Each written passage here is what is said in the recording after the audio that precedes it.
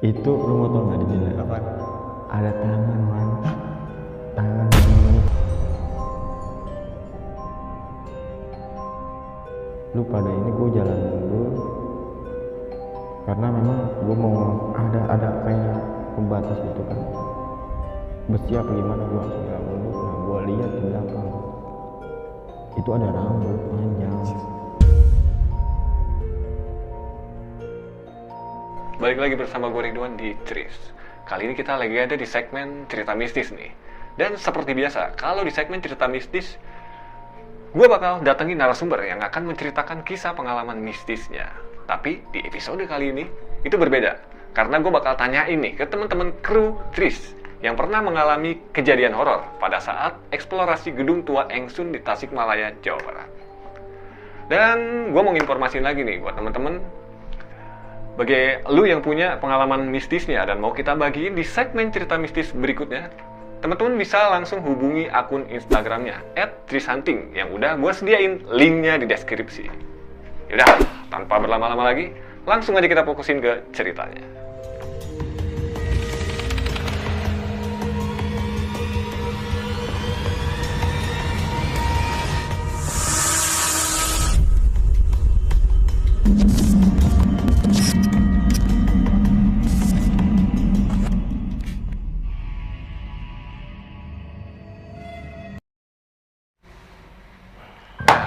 Sekarang yang pertama nih, gue udah bersama produser dan selaku penanggung jawab di program ini nih. Tapi sebelumnya gue mau nanya dulu nih, Riz. Ya. Kenapa sih lu lebih memilih lokasi gedung Citrun Engsun Tasikmalaya, Jawa Barat nih? Lu gerakin anak-anak, lu gerakin kru, langsung bergerak ke situ. Jadi gini, Wan, kan lu tau sendiri ya, pada tanggal 19, tanggal 20 itu tadinya itu kan gue mutusin buat berangkat ke Jogja bersama tim Ya. Chris ya kan. Tapi pada saat itu memang nggak bisa diberangkatkan karena ada beberapa kendala. Yang pertama tuh si Aldi kan, dia ada urusan keluarga. Terus?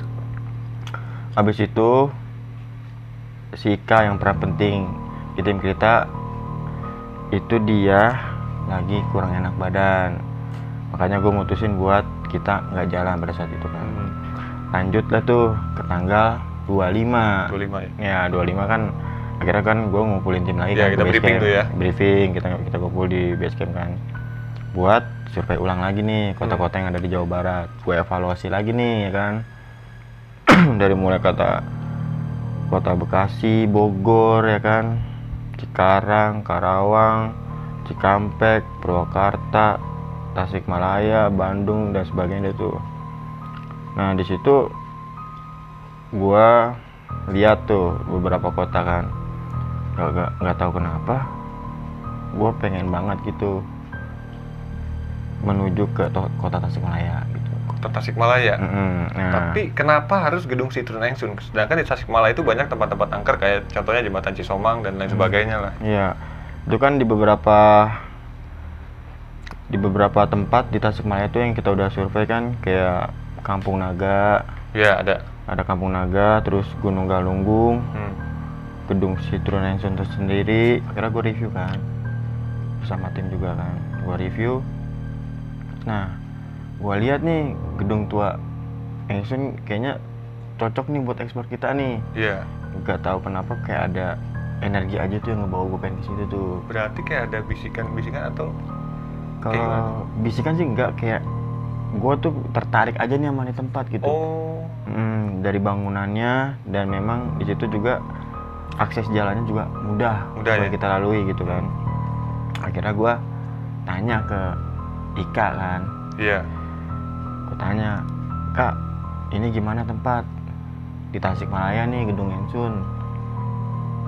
Kata si Ika, boleh juga kata dia. Nah gue tanya lagi kan, energinya gimana, kita sanggup gak ke sana? Gue bilang kayak gitu. Ya masih bisa ini mah gitu kan.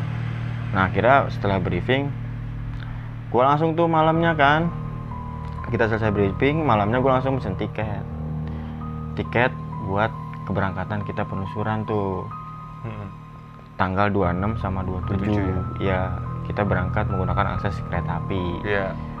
Nah akhirnya lanjut ke tanggal 26 siangnya gua kumpulin tim lagi pukul tepatnya tuh 13.00 tuh 13.00 ya? Di base camp kita kan. Kita briefing sejenak, terus kita siapin alat-alat buat penelusuran. Singkat cerita, kita sampai tuh di stasiun Pasar Senen. Ya, Pasar Senen pada itu kurang lebih pukul jam 19.00 lah. 19.00. Ya, jam 7 kurang lebih lah, kurang lebih seperti itu kan. Nah, akhirnya kita kan di situ kan ngemil-ngemil dulu dong, Ya, sambil kita nunggu santai. keberangkatan kereta kan. Ngemil-ngemil, ngerokok, ngopi segala macem. Tepatnya pukul 20.50 kita 20.50 ya. kita berangkat tuh, Wan. Dari stasiun Pasar Senen menuju ke Tasikmalaya. Nah, sepanjang perjalanan itu udah gue mulai ngerasain itu. Tuh ada apa sih? Lu ngerasainnya tuh kayak gimana? Gini. Gua pukul nggak tahu ya itu 1:30 atau jam 1 ya. Oh. 1:30 atau jam 1 malam tuh gua kebangun. Gua tidur nih di kereta, anak-anak juga udah pada tidur juga kan. Teman-teman kru. Gua tidur, terus gua kebangun tuh sempet kebelet. Inilah gua buang air kecil ya kan. Jam segitu. Akhirnya gua ya sadar nggak sadar lah, gue masih meremelek gitu kan. Gue jalan tuh ke toilet kan, toilet kereta api tuh di gerbong berapa itu, gerbong 4 kalau nggak salah. Iya, di gerbong 4. Gerbong 4 ya. gue pipis lah kan di situ tuh di toilet kereta itu kan. Nah, gue pipis, gue ngerasa ada yang ngeliatin gue, kata gue ngawasin gue dari belakang kan. Oh, dari pas di belakang. Jadi gini man, di toilet kan lo tau ya, toilet kereta itu di sini wastafel kecil nih, wastafel kecil, ya di sini WC-nya, ya di sini ada kayak buat naro gantungan gitu. Nah di sini nih ada jendela. Oh, jendela yang kecil itu. Nah, oh iya gue tahu. Itu jendela Wan. Gue ngerasa ada yang, gue tapi tetap gue fokus buang air kecil. Iya, thinking lah ya. Iya positif. Gue juga masih meremelek kan. Nah, terus habis itu gue selesai kan kencing. Nah, gue buka pintu. Nah, pas gue pengen tutup pintu, gue sempet ngeliat gituan ke jendela itu. Merinding gue Wan, sumpah. Itu lu mau tau nggak di jendela? Apaan? Ada tangan Wan. Tangan begini. Itu tangan ya, tangan normal manusia. Cuman itu dari mana kan? Ya, tapi nggak wajar sih emang. Ya gue mikirnya pada saat itu ya udahlah kata gue. Gue coba mungkin gue masih ngantuk atau gimana ya. Gue nggak mikir macam-macam. Gue juga nggak mau bangunin tim kru juga kan. Gue nggak bangunin, gue takutnya ngeganggu kan. Udah gue tidur aja lagi kan. Nah, tapi di situ lu masih inget nggak itu? Itu di daerah mana tuh? Pastinya tuh. Oh, itu kalau nggak salah ya, itu udah masuk daerah Karawang gitu. Karawang sono dikit tuh. Itu gue kebangun sih jam-jam segitu kalau nggak salah ya. Itu daerah-daerah Karawang lah itu. Tapi selain itu selama perjalanan di kereta api lebih. Ada hal-hal yang lain nggak? Hal lain di sepanjang jalan ya di kereta ya. Sepanjang jalan enggak sih, gue langsung tidur lagi sih. Langsung tidur lagi terus gak lama gue kebangun lagi kan tuh jam berapa ya, 2:30 lah. Prepare kan, sempat bangunin tim kru yang lainnya kan. Iya. Gue bangunin kan, kita mau turun tuh soalnya. Nah, singkat cerita tibalah tuh kan di stasiun Tasikmalaya pada pukul 3.20 ya? Benar, 3.20. Akhirnya gue lihat sekeliling, gue memutuskan untuk gue dan tim tidak keluar dulu dari stasiun Tasikmalaya, tapi kita di situ ada tempat smoking area. Nah, smoking jadi kita sempat area. kumpul di smoking area tuh sebelum kita melakukan penelusuran beberapa jam gitu ya. Iya, smoking area tuh kan. Terus kita kan ngemil-ngemil dulu, ngerokok, terus habis itu ngopi juga. Tapi yang gue perhatiin ya, yang lain pada tim kru yang lain nih, yang lain pada asik kan nikmatin ngerokok. Terus juga si Rapi ya lagi tiduran, lagi nyadaran. Cuman yang gue perhatiin lu lagi ngobrol aja nih sama Ika nih, gue liatin nih lagi ngobrol sama Ika, gak tau dah gue bicarain apaan, gue lagi duduk aja kan sambil ngeliat ke arah timur. Nah itu gue mau nanya dah, itu lagi ngobrolin apaan terus ngeliatin ke arah ujung peron timur mulu tuh yang di Kota Tasikmalaya tuh? Jadi gue terfokus ke ujung peron itu, emang awalnya tuh Ika ngeliat. Ika ngeliat, tapi Ika tuh nggak ngomong ke siapa-siapa, cuman ngomong ke gue. Awalnya ngomong ke gue doang sih. Dia ngeliat kayak, bang coba lu lihat deh di situ ada apa. Ternyata ada pocong di situ. Ada pocong? Iya. Dan jadi posisinya gini loh. Ini ujung peron. Ya kan di situ ada tiang, terus di sebelah itu ada kayak pohon. Gue nggak ngerti ada pohon apa. Yang jelas itu pohon tingginya sekitar 4 meter. Bisa tinggi banget. Sekitar 4 meter. Dan gue perhatiin, gue lihat dari jauh, gue pikir itu pocong nempel gitu di pohon. Ternyata enggak. Ternyata itu pocong. Setelah gue perhatiin lagi, dia ngambang. Dia ngambang karena kelihatan tuh dari iketannya. Dan sebetulnya sih itu jelas banget sih. Harusnya dengan mata telanjang pun kelihatan, karena ada salah satu kru kita juga yang ngelihat. Selain Ika sama gue. Ya mungkin nanti dijelasin lagi kali ya lebih. Nanti bakal dijelasin. Soalnya lagi. kan gue pada pos itu emang udah lemas banget kaki gue. Mungkin teman-teman juga udah pada capek lah ya. Ada sebagian yang istirahat, ngopi, nyantai. Terus kita kan sambil nunggu sholat subuh ya di situ ya. Kita sholat subuh dulu berjamaah, terus kita keluar dari stasiun Tasikmalaya. Ya kita cari sarapan dulu kan di situ. Nah tepatnya kita pukul berapa di Gedung Yansun kemarin? Di Gedung Yansun tuh kita sampai sekitar pukul 8.30 di lokasi penelusuran. Jadi situ tuh ada kayak pos gitu ya, pos. Emang sih kayak semacam pos penjagaan, tapi kita disitulah tempat kita ngumpul. Camp kita di situ. Dan kita mulai ketemu sama si narasumbernya itu ya sekitar jam 9 nih. Dan awalnya pun gue juga gak ngeduga nih. Gue kan sempet sama lu tuh jalan ya kan, nyari narasumber sampai ke ujung jalan. Jalan berapa kilo gitu kita? Ya hampir 1 kilo lah kurang lebihnya. Karena emang walaupun kelihatannya itu dekat pemukiman, tapi ternyata jauh banget, Riz. Itu tuh bener-bener kayak di tengah ladang, jauh dari mana-mana. Iya, jadi kita jalan ke tengah lagi tuh. Kita jalan ke tengah. Dan di situ gue udah jalan ya lumayan capek lah, namanya kita habis jalan jauh kan, perjalanan jauh. Kita langsung nyari orang karena itu gambling banget loh.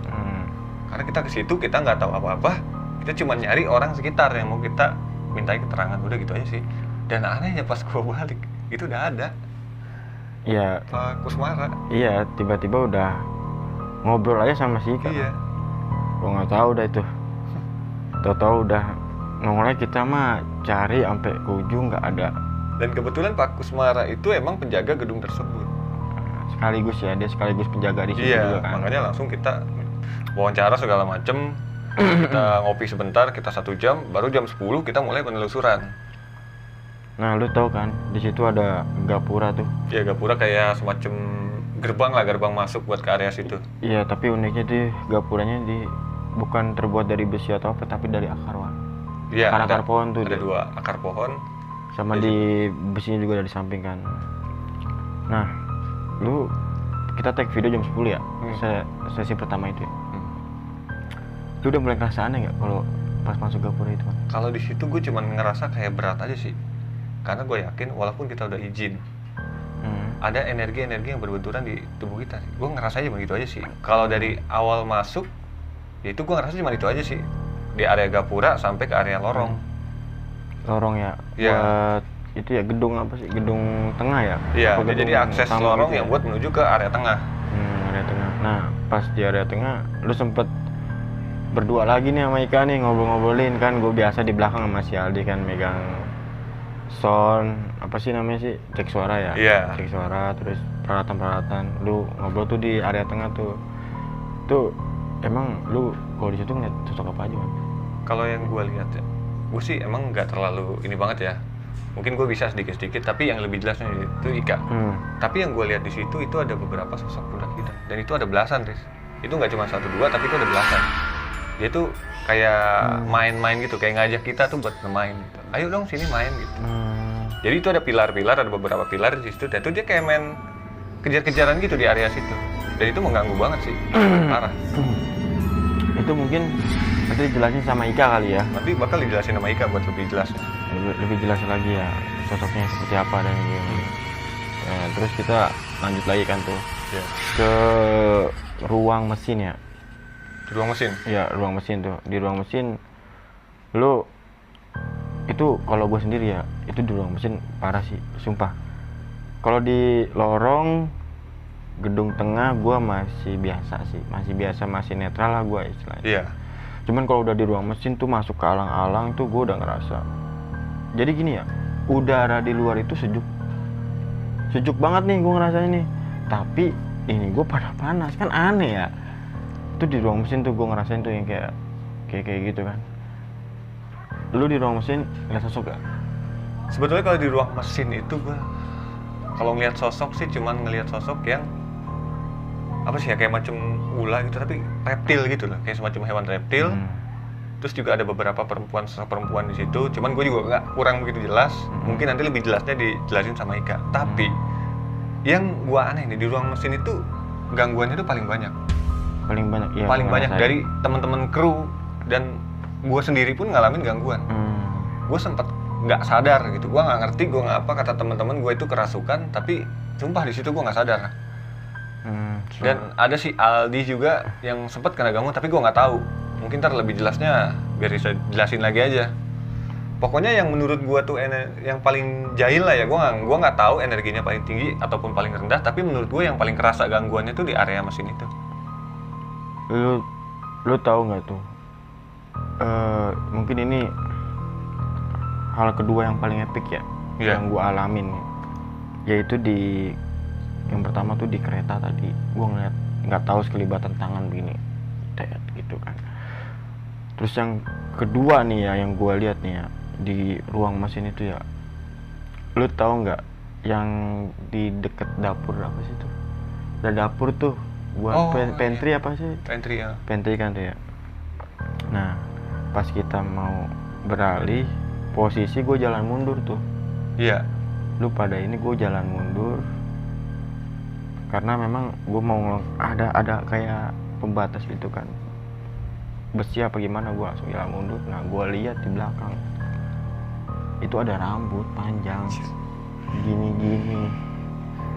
yang gue lompat, yang lu nanya. Oh iya, lu sempet kaget di situ. Hey, gitu. Gue nggak tahu, gue pikir lu nginjek sesuatu atau ada hewan musang gitu yang lewat, karena kan emang kita di tengah-tengah alang-alang gitu ya. Sumpah gue merinding.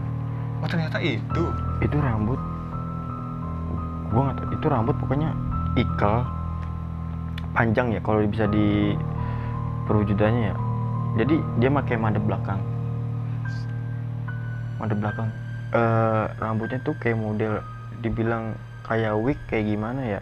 Iya. Kayak ya gitulah, ikal gitu, tebel, lekat hitamnya. Dan itu merindingan gue kan. Parah sih. Dan itu Wan, serius Wan, Tuhan gabung gua. Tikanya hadir teh. Hah? Tikanya hadir teh. Dateng nggak? Gua nggak tahu udah. Merinding gua parah nih. Ada yang datang nih. Hah? Ada yang datang. Duh, seriusan bener ada yang datang. Auranya gede banget nih. Ya udah, gua lanjut cerita. Jadi itu Anjir. gitu-gitu loh. Serius, gak bohong gua. Tapi Itu lu lihat jelas nggak tuh sosoknya tuh kayak apa? Gua nggak ngeliat, pokoknya gua nggak jelas. Palanya dong begini nih. Anjir. Ini ding dia begini nih, tapi ada belakang ya gua ngeliatnya ya. Dia gini terus langsung seret. Gua langsung, "Woi," kata gua. Itu tuh. Gue sempet nggak mikir, gue pikir lu kenapa gitu. Nah, di situ pas gua ngeliat itu ya, kaki kiri gua langsung sakit. Ya, kaki kiri gue langsung sakit dan gue mau bilang ke Ika, cuman nanti aja gue masih kuat. Takutnya menghambat buat Betul sih. ya ekspor kita kan, peliputan kita kan. Akhirnya gue masih kuat jalan. Ya kita langsung ke jalan ke kiri ya, ke pembuangan limbah itu. Pembuangan limbah. Nah, di pembuangan limbah gue ngeliat apa namanya tuh, jalan kan yang kesini membuat kayak kolom gitu ya. Iya. Nah di sini ada jalan kecil tuh, gue nggak tahu tuh jalan kemana ya. Oh iya, ada tembusan di situ. Tapi kita nggak lewat situ. Tapi ya. kita nggak explore itu karena itu udah di luar area gedung sih. Di luar area gedung. Di luar area dan gedung. itu kalau kesana sedikit kayak hutan semua. Iya.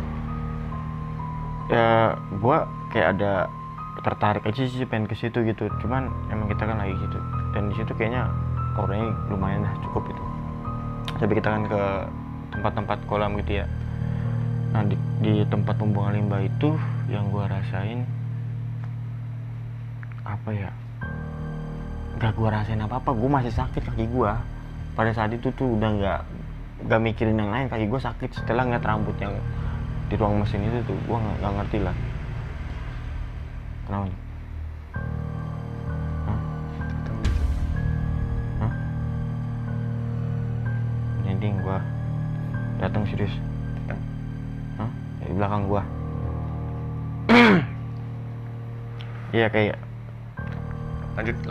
Ya, jadi intinya pas di pembuangan limbah itu ya, gua nggak ngerasain apa. Gua fokus, kaki gua sakit banget ya kan.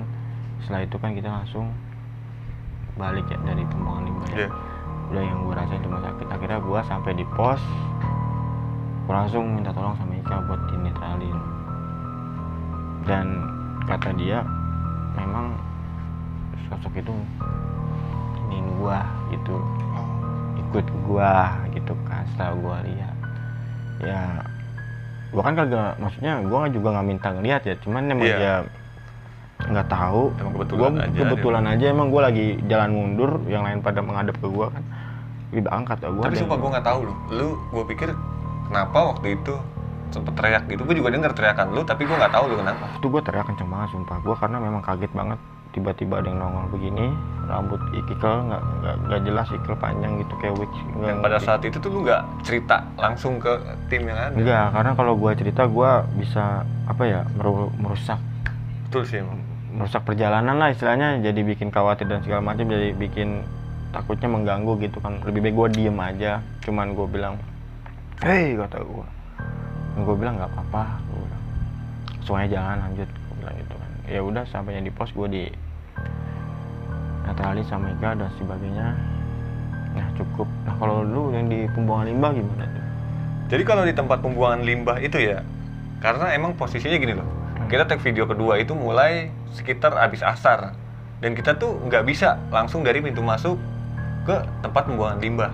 Jadi itu harus berurutan dari pintu masuk ke lorong ke area tengah baru ke area mesin. Habis dari area mesin baru terakhir kita ke situ. Nah itu menurut informasi dari narasumber sih katanya nggak boleh dilengkap, itu harus berurutan. Ketika kita masuk gedung Ensun? Iya betul. Jadi nggak boleh istilahnya melangkahi atau dari gedung ya, utama. jadi misalnya kita utamanya dari pintu masuk nih, kita mau langsung ke penelusuran, langsung ke tempat pembuangan limbah, itu nggak boleh. Karena itu sama aja melangkahi, itu menurut narasumber ya. Narasumber ya, karena memang mungkin harus ada rutenya untuk perizinan. Betul. Mungkin ya. Dia mungkin penunggu situ nggak seneng atau yang makhluk-makhluk tertingginya atau gimana ya. Nah yang gue rasain itu karena kan kita sampai di sana itu sekitar jam 5 lebih 15 lah, hampir setengah 6. Ya pokoknya hampir setengah 6 lah ya. Hampir setengah 6 kita sampai di situ, langsung itu gua ngerasa kayak sesak banget. Walaupun itu kita cuman sekitar 7 atau 6 orang gitu. Tapi situ tuh kita kayak rame gitu, kayak disekelilingin sama orang banyak. Dan itu gua bener-bener gua nggak lihat siapa-siapa. Tapi berasa banget di situ. Iya kayak di ini banget ya, di pedet banget ya. Gue sempet nanya juga sih gitu sama ya. Ika. Iya, gue sempet nanya sama Ika nih. Kayak itu, kenapa sih gue ngerasa itu kayaknya padat banget? Nah ternyata kata Ika itu ada sebagian dari 3 kerajaan itu yang udah ngumpul di tempat tersebut. Berarti udah istilahnya udah hadir di situ. Betul banget. Dia udah hadir mau lihat kayak pertunjukan seni gitu. Karena emang kita bertepatan itu hari Jumat ya, malam Sabtu. Nah mungkin malam-malam beberapanya gue nggak tahu, tapi yang gue inget tuh cuma malam Sabtu aja. Belum malam Sabtu, iya malam Sabtu. Jadi si narasumber ya, dan Ika pun juga bilang. Iya betul. Tapi malam-malam yang lainnya gue kurang tahu juga sih. Dan itu acara mulai jam berapa sih? Menurut info yang gue denger sih malam ya, tapi pastinya gue kurang tahu sih. Tapi sebagian dari mereka tuh ada yang udah hadir di situ, makanya kayaknya tuh ngap banget rasanya. Napas pun kayaknya gue agak susah. Iya benar. Nah mungkin kru-kru yang lain juga pasti gue yakin ngerasain, karena si Aldi, lu dan juga yang lain tuh kayaknya udah ngerasa gak nyaman banget. Bener, gue udah ngerasa kayak udah apa sih, napas ngap ya. Ditambah gue abis dari ruang mesin, kaki gue sakit kan, itu kan udah nggak karuan lah gue di situ. Tapi gue coba buat tahan dan nggak ngomong dulu ke siapa-siapa, jadi biar nggak menghambat siapapun, nggak menghambat perjalanan kita gitu. Kalau dari gue sih ya segitu aja sih, alhamdulillah. Selebihnya gue nggak ngerasain apa-apa lagi. Kalau yang gue alamin sih pas sampai pulang, gimana pas pulang? Pas pulang gue cuma ngeliat Ika. Oh iya, yang malam bersama gue Sekitar itu. jam 1 malam deh, kalau nggak salah jam 1 malam deh. Kita udah masuk Cimahi, kalau nggak salah itu stasiun Cimahi. Dan itu gue nggak tahu apa-apa, men. Tahu Ika merem. Dan kita di situ emang kita doang yang berdua. Iya, Mereka jadi kita masih terjaga nih berdua nih. terjaga, Yang ya. lain teman-teman mungkin karena lelah, mungkin mereka langsung tidur duluan. Tapi karena emang gue nggak bisa tidur karena posisinya kayak gitu, ya udah. Gue kaget, asli gue kaget. Gue belum tanyain juga sih sampai sekarang. Ya, mungkin nanti lebih lanjutnya Ika kali menjelaskan ya pada saat itu ya. Bisa. Tadi jelasin aja, mungkin sobat Mr. Kantor mungkin penasaran. Nah, ya mungkin itu pengalaman gue di gedung Citroen Ensun Tasikmalaya, Jawa Barat. Dan mungkin nanti akan dilanjut lagi nih buat teman-teman kru juga, karena masing-masing dari kru ini mengalami kejadian-kejadian yang berbeda. Yaudah, tetap fokusin ceritanya.